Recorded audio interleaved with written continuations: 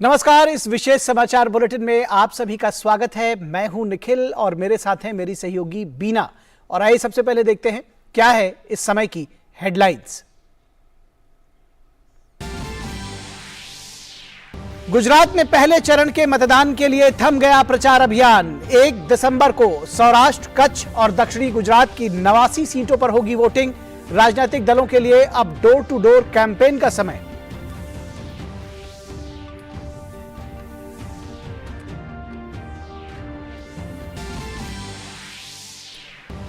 Terror funding और gangsters के खिलाफ एनआईए की देश भर में बड़ी कार्रवाई। दिल्ली, राजस्थान, हरियाणा समेत पंजाब में छापा। हरियाणा से पकड़ा गया गैंगस्टर लॉरेंस बिश्नोई का एक करीबी।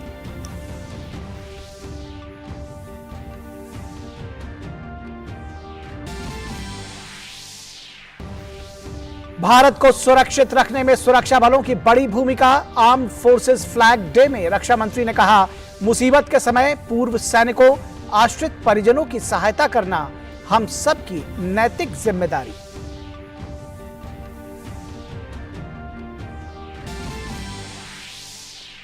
चीन में सख्त लॉकडाउन के खिलाफ प्रदर्शन जारी। शांतिपूर्ण तरीके से प्रदर्शन कर रहे लोगों को हिरासत में नहीं लेने की संयुक्त राष्ट्र ने की अपील। अमेरिका ने भी प्रदर्शनकारियों के प्रति जताई संवेदना।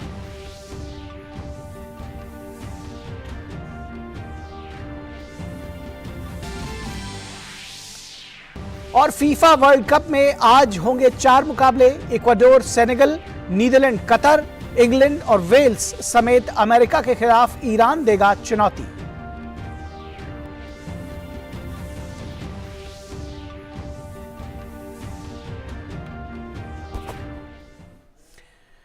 और आइए अब खबरों को विस्तार से देखते हैं। सबसे पहले बात गुजरात चुनावों की। गुजरात में कुल 182 विधानसभा सीटों में से 89 सीटों पर आज प्रचार अभियान खत्म हो गया। इन 89 सीटों पर पहले चरण में 1 दिसंबर को मतदान होना है।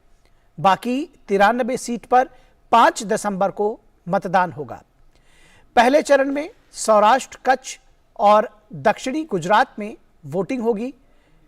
यहां अब सभी राजनीतिक दल और उनके नेता डोर टू डोर कैंपेन करेंगे।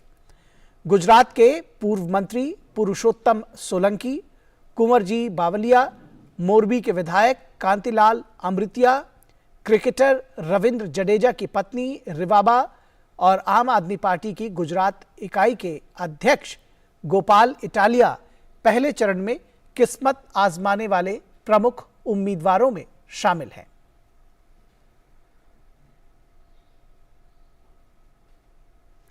दिल्ली नगर निगम के चुनाव की तारीख जैसे जैसे नजदीक आ रही है, चुनावी माहौल गर्माता जा रहा है। सभी बड़े राजनीतिक दलों ने अपनी चुनावी रैलियां तेज कर दी हैं। भारतीय जनता पार्टी ने जहां अपने शीर्ष नेताओं को प्रत्याशियों के साथ मैदान में उतार दिया है, तो वहीं आम आदमी पार्टी और कांग्रेस भी डोर टू डोर कैंपेन करने में लगी हुई है। दिल्ली में 4 दिसंबर को 250 सीटों पर मतदान होगा। सभी पार्टियों के दिग्गज नेता प्रचार में जुटे हुए हैं।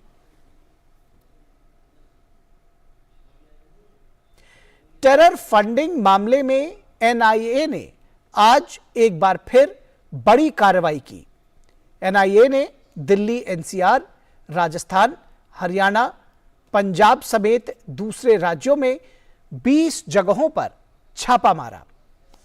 एनआईए ने लॉरेंस बिश्नोई, नीरज बवाना, टिल्लू ताजपुरिया समेत करीब 6 गैंगस्टर्स से पूछताछ के बाद यह कार्रवाई की। पूछताछ में लॉरेंस बिश्नोई, नीरज बवाना और दूसरे गैंगस्टर्स से जुड़े कई दूसरे गैंगस्टर्स के नाम सामने आए थे, जिसके घरों और उनसे जुड़े लोगों के ठिकानों पर रेड की गई। हरियाणा के यमुनानगर जिले में राष्ट्रीय जांच एजेंसी ने आज सुबह एक साथ 2 जगहों पर छापे मारे। बताया जा रहा है कि गैंगस्टर्स के साथ कनेक्शन के कारण एनआईए की टीम यमुनानगर पहुंची थी। एनआईए ने फर्कपुर इलाके में अभिषेक नामक आदमी के घर में छापा मारा, जो कि काला राणा का गुर्गा बताया जा रहा है। वहीं हाल ही में जेल से छूटे सिमरनजीत सिंह बावा नामक एक शख्स के घर पर भी रेड की गई। कहा जा रहा है कि लंबी पूछताछ के बाद एनआईए टीम सिमरजीत सिंह बावा को अपने साथ ले गई है, जिसका पहले से आपराधिक रिकॉर्ड है।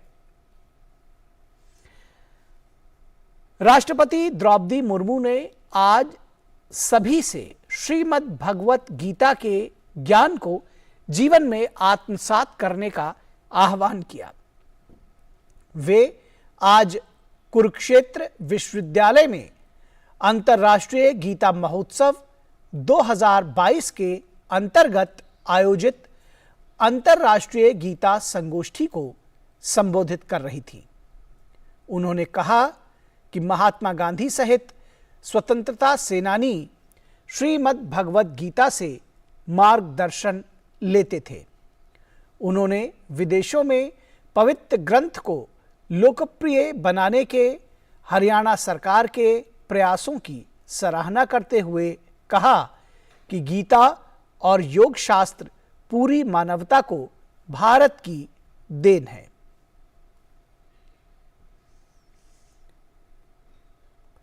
रक्षा मंत्री राजनाथ सिंह ने आज आगरा के वायुसेना स्टेशन में वार्षिक संयुक्त मानवीय सहायता और आपदा राहत अभ्यास समन्वय 2022 के शुभारंभ के मौके पर वायुसेना के जांबाजों के हवाई करतबों को देखा।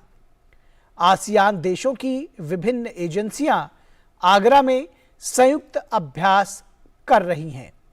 ये आयोजन 30 नवंबर तक चलेगा।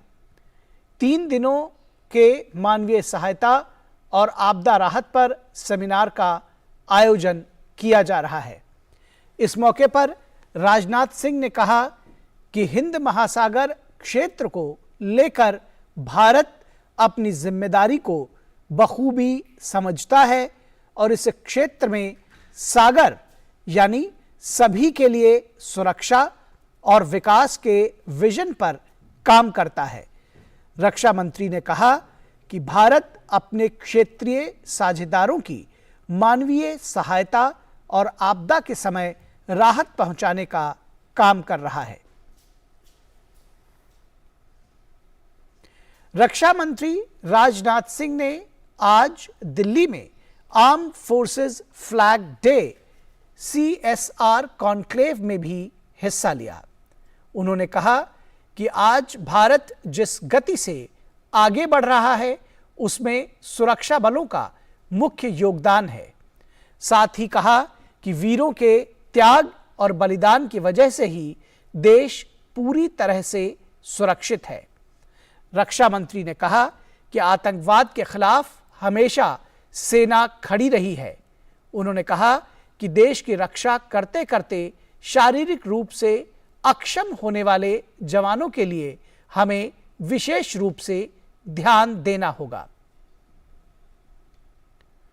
वैश्विक प्रौद्योगिकी शिखर सम्मेलन आज से नई दिल्ली में शुरू हुआ। विदेश मंत्रालय और कार्नेगी इंडिया की मेजबानी में भू प्रौद्योगिकी पर होने वाला यह भारत का वार्षिक प्रमुख सम्मेलन है। इसमें शामिल विदेश मंत्री डॉक्टर एस जयशंकर ने कहा, प्रौद्योगिकी आज भू राजनीतिक क्षेत्र में केंद्र में है।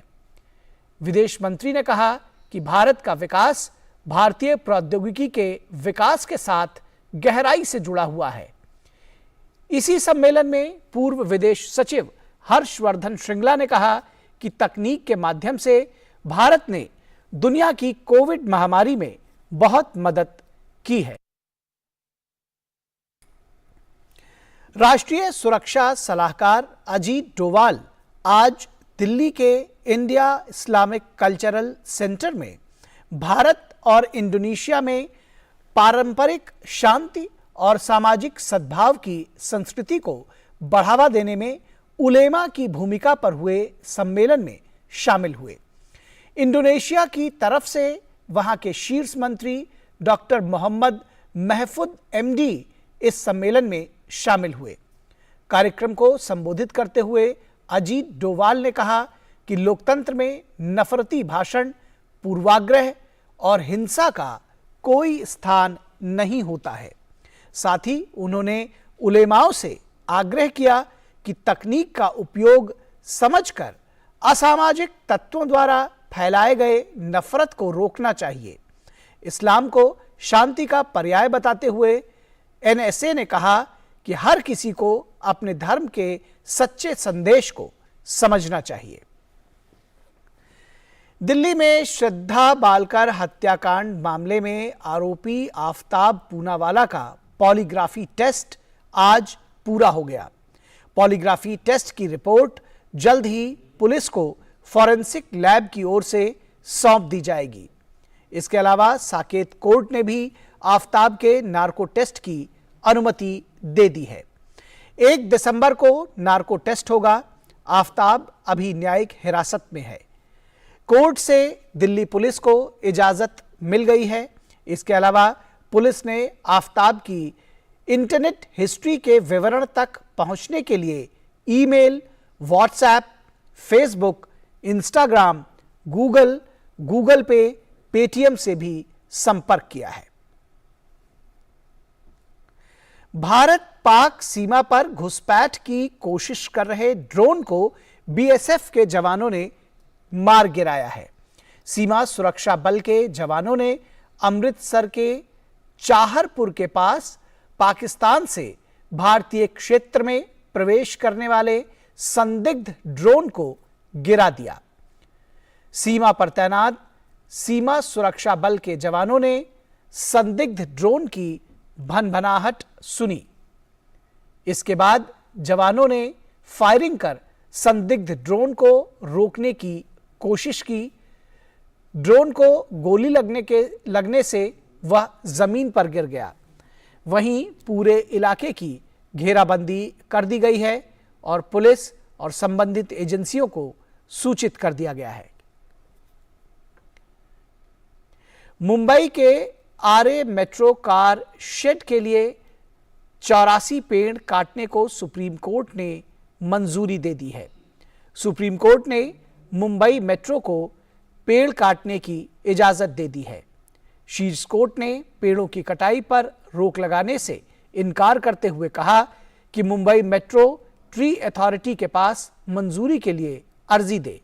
पेड़ों की कटाई ट्री अथॉरिटी की अनुमति के अधीन होगी। अब मुख्य मामले पर सुप्रीम कोर्ट फरवरी में सुनवाई करेगा। भारतीय रिजर्व बैंक ने 1 दिसंबर से रिटेल डिजिटल रुपए लॉन्च करने की घोषणा की है। रिटेल डिजिटल करेंसी के लिए यह पहला पायलट प्रोजेक्ट होगा। पायलट के दौरान डिजिटल रुपए का निर्माण, वितरण और रिटेल इस्तेमाल की पूरी प्रक्रिया की टेस्टिंग की जाएगी। इससे पहले केंद्रीय बैंक ने 1 नवंबर को होलसेल ट्रांजैक्शन के लिए डिजिटल रुपए को लॉन्च किया था। रिजर्व बैंक के इस डिजिटल करेंसी को सेंट्रल बैंक डिजिटल करेंसी नाम दिया गया है। 1 दिसंबर से इसका रोल आउट देश के चुनिंदा लोकेशंस पर किया जाएगा, जिसमें कस्टमर से लेकर मर्चेंट तक को शामिल किया जाएगा। ई रुपी डिजिटल टोकन का काम करेगा। सेंट्रल बैंक डिजिटल करेंसी भारतीय रिजर्व बैंक की तरफ से जारी किए जाने वाले करेंसी नोटों का डिजिटल स्वरूप है। यह करेंसी नोटों की तरह ही पूरी तरह वैध और मान्य है। इसका इस्तेमाल लेन देन के लिए किया जा सकता है। गोवा में 53वें अंतर्राष्ट्रीय फिल्म महोत्सव के जूरी बोर्ड के प्रमुख नादव लापिड की द कश्मीर फाइल्स पर की गई विवादास्पद टिप्पणी की चारों ओर आलोचना हो रही है। भारत में इजराइल के राजदूत नाओर गिलोन ने लापिड के बयान पर कहा कि किसी व्यक्ति विशेष की टिप्पणी से भारत और इजराइल के संबंध प्रभावित नहीं होंगे और हमारी कोशिश द्विपक्षीय संबंधों को और मजबूती देने की होगी। कश्मीर फाइल्स फिल्म पर इफ्फी जूरी हेड के बयान पर फिल्म अभिनेता अनुपम खेर ने एक वीडियो जारी किया है। उन्होंने कहा कि कश्मीर फाइल्स का सच कुछ लोगों के गले में एक कांटे की तरह अटक गया है। इस सच को झूठा साबित करने के लिए वे लोग बुरी तरह से छटपटा रहे हैं।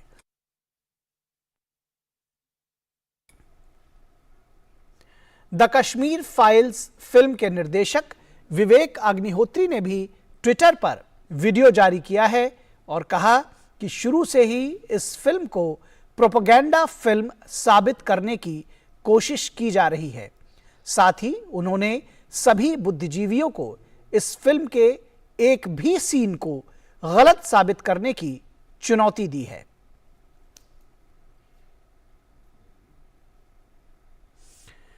तिब्बती बौद्ध धर्म के अनुयायियों के लिए आखिर वो पल आ ही गया जिसका उन्हें 7 साल से इंतजार था। शिमला के दोरजी डक मठ में पूरे विधि विधान के साथ बौद्ध भिक्षुओं ने नवांग ताशी को चौथे धर्मगुरु की पदवी दी। नवांग ताशी अभी 4 साल 7 महीने के हैं। इनका जन्म लाहौल स्पीति के एक छोटे से गांव में 2018 में हुआ था। बौद्ध भिक्षुओं का मानना है कि इनके धर्म में निंगमा स्कूल के तलक्लुंग चेतल रिपोंछे का चौथा जन्म इस बच्चे के रूप में हुआ है। इस समारोह में लाहौल स्पीति, किन्नौर, लद्दाख, अरुणाचल प्रदेश, भूटान और नेपाल से आकर बौद्ध शिष्यों ने अपने नए गुरु का स्वागत किया। फिलहाल नवांग नर्सरी की पढ़ाई कर रहे हैं, पर धर्मगुरु बनने के बाद अब आगे की पढ़ाई शिमला के दोरजी डक मठ पंघा घाटी में करेंगे। चीन में कोविड के कारण लगाए गए लॉकडाउन और सख्त प्रतिबंधों के खिलाफ विरोध प्रदर्शन पेइचिंग और शंघाई सहित कई बड़े शहरों में फैल गए हैं। राष्ट्रपति शी जिनपिंग की शून्य कोविड नीति के खिलाफ सैकड़ों प्रदर्शनकारी पेइचिंग में भी एकत्रित हुए। शंघाई में दूसरी बार प्रदर्शनकारियों ने सरकार विरोधी नारे लगाए और लॉकडाउन समाप्त करने की मांग की। वहीं चीन के विदेश मंत्रालय के प्रवक्ता झाओ लिजियान ने कहा कि कोविड को नियंत्रित करने का देश का अभियान सफल रहेगा। कोविड नियंत्रण के उपायों के विरोध में सैकड़ों लोगों के विरोध में सड़कों पर उतरने के बाद शहर में सुरक्षा बढ़ा दी गई है। स्थानीय लोगों के भी इन प्रदर्शनों में शामिल होने के बाद अधिकारियों ने शंघाई में सुरक्षा और कड़ी कर दी है। इस बीच संयुक्त राष्ट्र ने चीन से शांतिपूर्ण विरोध प्रदर्शनों में भाग ले रहे लोगों को हिरासत में नहीं लेने का आग्रह किया है। चीन में उइगर समाज पर अत्याचार करने के आरोपों के बीच दर्जनों प्रदर्शनकारियों ने अमेरिका के इस मामले पर हस्तक्षेप करने की मांग की। प्रदर्शनकारियों ने अमेरिकी विदेश विभाग के बाहर एकत्र होकर कहा कि उइगर समाज के खिलाफ नरसंहार को रोकने के लिए अमेरिकी सरकार को हस्तक्षेप करके मजबूत और सार्थक कार्रवाई करनी चाहिए। भारत मलेशिया संयुक्त सैन्य अभ्यास हरिमऊ शक्ति 2022 मलेशिया के क्लांग स्थित पुलाई में शुरू हुआ, जो 12 दिसंबर तक चलेगा। हरिमऊ शक्ति अभ्यास भारत और मलेशियाई सेना के बीच किया जाने वाला वार्षिक प्रशिक्षण अभ्यास है और ये 2012 से आयोजित किया जा रहा है। इस वर्ष इस अभ्यास में भारतीय सेना की गढ़वाल राइफल्स रेजिमेंट और मलेशियाई सेना की रॉयल मलय रेजिमेंट भाग ले रही है और वो इस दौरान अपने विभिन्न अभियानों से प्राप्त अनुभवों को एक दूसरे के साथ साझा करेंगी ताकि दुर्गम वन क्षेत्रों में किए जाने वाले विभिन्न अभियानों की योजना बनाने और उन्हें पूरा करने के संबंध में पारंपरिक समन्वय को बढ़ाया जा सके। नाटो ने रूस के राष्ट्रपति व्लादिमीर पुतिन पर आरोप लगाया है कि उन्होंने यूक्रेन के खिलाफ युद्ध में सर्दियों को एक हथियार के रूप में इस्तेमाल किया। नाटो महासचिव जेंस स्टेलनबर्ग ने यूक्रेन के ऊर्जा बुनियादी ढांचों पर और हमले होने की संभावना जताई है। इसके अलावा बुखारेस्ट में होने वाले नाटो के विदेश मंत्रियों की बैठक में भी यूक्रेन और रूस के बीच जारी युद्ध पर ध्यान केंद्रित किया जाएगा। ये बैठक 29 और 30 नवंबर को नाटो के मंत्रियों के बीच होगी। और खबर फुटबॉल के मैदान से। फीफा विश्व कप में आज ग्रुप ए में इक्वाडोर का सामना सेनेगल के साथ होगा। दोनों टीमों की कोशिश इस मैच को जीतकर अंतिम 16 में पहुंचने की होगी। ग्रुप बी में ही ईरान और अमेरिका भी एक दूसरे से भिड़ती दिखाई देंगी। नॉकआउट दौर में पहुंचने के लिए दोनों टीमों को हर हाल में यह मुकाबला जीतना होगा। विश्व कप के नॉकआउट चरण में जगह बनाने की दहलीज पर खड़ी नीदरलैंड्स की टीम आज देर रात कतर के खिलाफ अपने अंतिम ग्रुप ए मैच में जीत के प्रबल दावेदार के रूप में उतरेगी।